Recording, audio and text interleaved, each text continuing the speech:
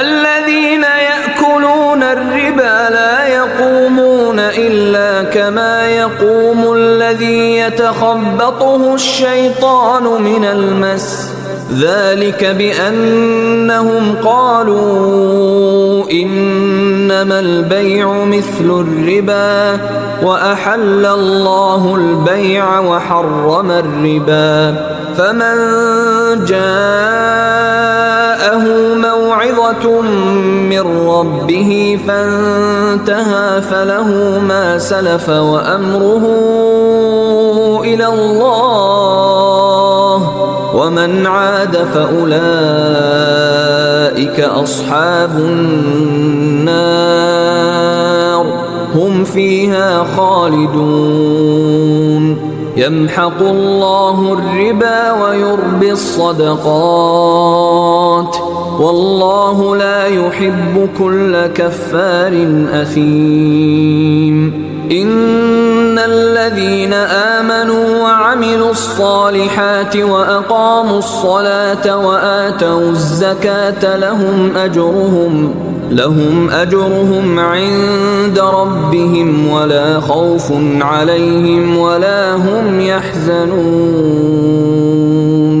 يا أيها الذين آمنوا اتقوا الله وذروا ما بقي من الربا إن كنتم مؤمنين فإن لم تفعلوا فأذنوا بحرب من الله ورسوله وإن تبتم فلكم رؤوس أموالكم لا تظلمون ولا تظلمون وإن كان ذو عسرة فنظرة إلى ميسرة وأن تصدقوا خير لكم إن كنتم تعلمون واتقوا يوما ترجعون فيه إلى الله ثم توفى كل نفس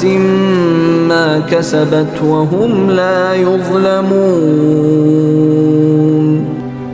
யார் வட்டி வாங்கி தின்கிறார்களோ அவர்கள் மறுமையில் ஷைத்தானால் தீண்டப்பட்ட ஒருவன் பைத்தியம் பிடித்தவனாக எழுவது போல் அல்லாமல் வேறு விதமாய் எழமாட்டார்கள்.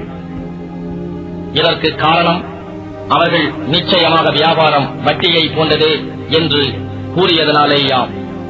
ஆனால் அல்லாஹ் வியாபாரத்தை ஆகுமானதாக்கி வட்டியை விலக்கி இருக்கின்றான். ஆயினும் யார் தன் ரப்பிடம் இருந்து நற்போதனை வந்தபின் அதை விட்டும் விலகி விடுகிறானோ அவனுக்கு முன்னர் வாங்கியது உரித்தானது என்றாலும் அவனுடைய விவகாரம் அல்லாஹ்விடம் இருக்கிறது. ஆனால் யார் நற்போதனை பெற்ற பின்னர் இப்பாவத்தின்பால் திரும்புகிறார்களோ அவர்கள் நரக நெருப்பின் தோழர்கள் ஆவார்கள்.